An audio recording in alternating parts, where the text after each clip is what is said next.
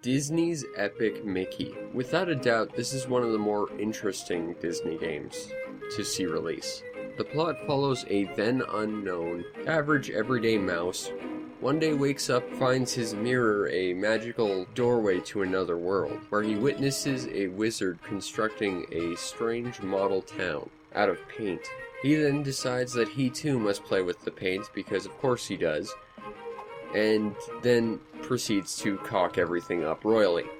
Although he tries to fix his mistakes, he's forced to flee, leaving a giant mess where a town used to be. Many, many years later, where he's become the mouse we all know today, he's now dragged into this world and forced to navigate it and find a way to escape, preferably before any occupants realize he's the one who ruined their lives. The core goal in this world is to try and escape. Essentially, you move from one world to the next, hoping to eventually find a way to leave. However, each section of this world is typically blocked off, and it is required that you solve various puzzles and go through various mini-quests to try and ultimately open up the path to allow you to move forward. Now, the interesting thing about moving through this world is each problem you're faced with is typically solvable through at least 2 different methods. And that's where this game gets a little bit strange, because it feels like these methods create a sort of moral duality in the world. You could either be Mickey the hero, the guy who helps every single person he comes across,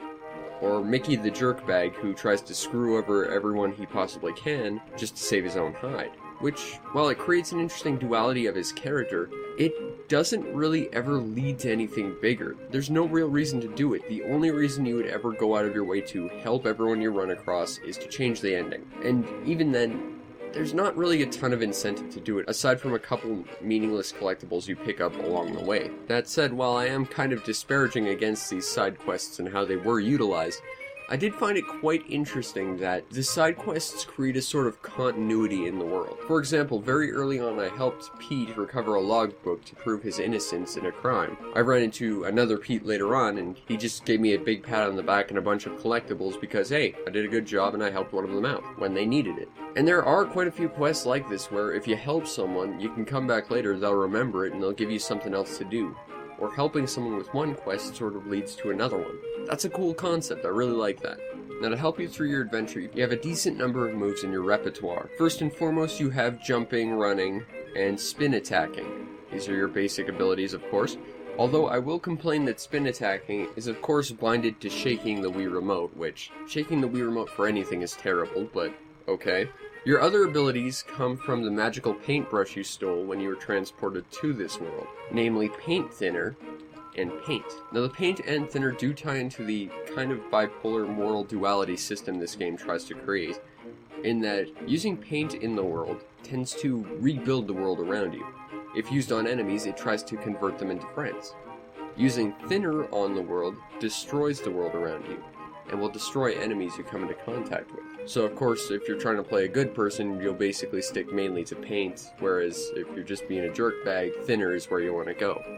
What is interesting is the more you create this world and the more you destroy it, the better at it you become. Essentially, the more you use your paint or thinner, the more upgrades towards your respective ability you get. And thus we come to probably one of my 2 biggest problems with this game. And that is the concept of creating and destroying the world as you traverse it to try and create your own path towards salvation is an interesting concept, to be sure, but it's never really taken beyond its initial conceit.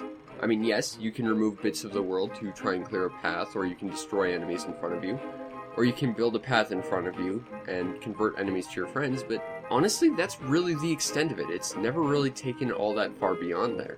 I mean, if nothing else, there was a section with boats. You could have used the paint to propel you across the world, like, you know, Super Mario Sunshine style or something. I mean, it wouldn't have been much, but, I mean, at least that's something. But as it stands, the mechanics of the paint and thinner are basically completely 100% fully experienced in the tutorial. Because after that, they don't really ever get expanded upon beyond that, which feels a bit shallow. And that's the biggest issue, is it takes the most unique mechanic this game has and just doesn't take it as far as it probably could have been taken.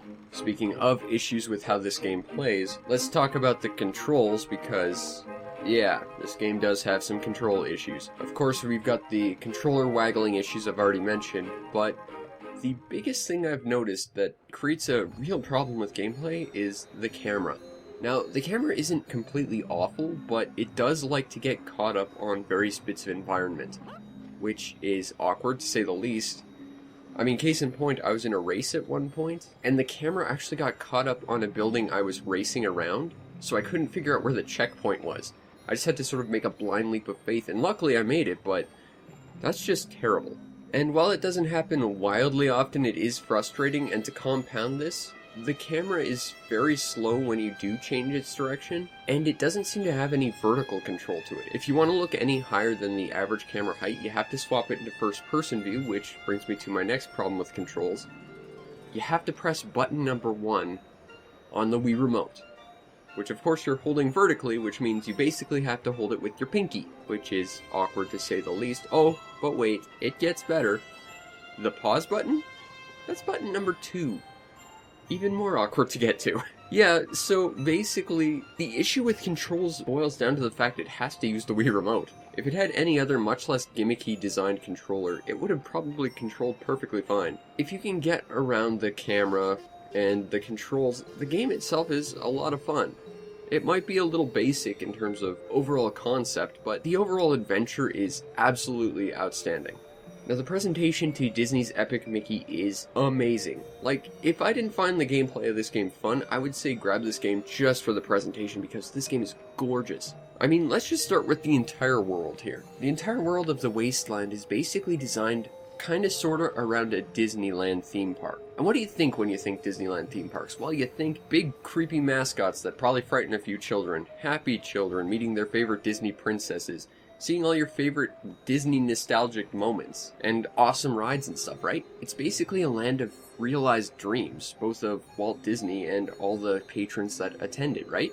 Well, the Wasteland is more like a world of broken dreams, forgotten characters that when they even talk to Mickey Mouse, they have to go through their entire filmography just to try and get him to recognize them, at which point he still doesn't. You have a world of broken down rides and just overall despair. And it comes to a head at probably my favorite area in the game, Mickey Junk Mountain, which is just a giant mountain of discarded, filthy, destroyed Mickey Mouse merchandise.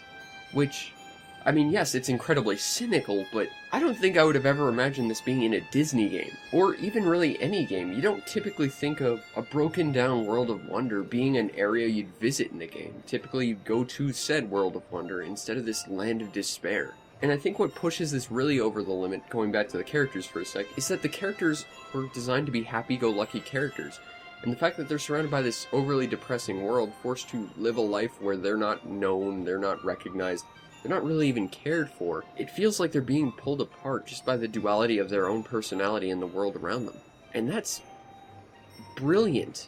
The character designs work excellently, and the overall enemy designs, I think that the Phantom Blot characters, which shoutouts for bringing the Phantom Blot back, but I think those enemies are a little bit bland, but I do like the animatronics, which are a lot more interesting. And overall, this game just creates a world that's absolutely a blast to explore.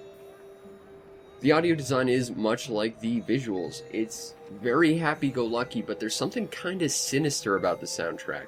You'll often hear various famous pieces of music that were used in previous Disney songs that are just sort of twisted, and that's pretty excellent. Now, if you want a copy of Disney's Epic Mickey, I got some good news for you because it's not remotely expensive. A quick cursory glance tells me this game is $5 or so on average, which, you know, that's cheap, it's easy to come by, and I think it's a game that's totally worth it. And I gotta give a big shout out to YouTube user NicoDemR for sending this to the show, along with Hybrid Heaven and Blender Bros. I think this was an excellent game to round out the package. Overall, I think Epic Mickey is definitely an oddity, because I never thought I'd ever see a kind of dark Disney game. And while I think this is an excellent children's game with nothing terribly inappropriate in it or anything, it is a lot darker than you typically expect to see the mouse associated with. And I think because of that, this game is absolutely awesome and totally worth having. Sure, the overall gameplay is a little bit generic, And sure, the controls could use a touch-up, and the special mechanics of this game could definitely be fleshed out better, but I think just for the world it sets up, creates an adventure that's absolutely worth experiencing. And at its low price, I think Disney's Epic Mickey is a welcome addition to any good Wii library.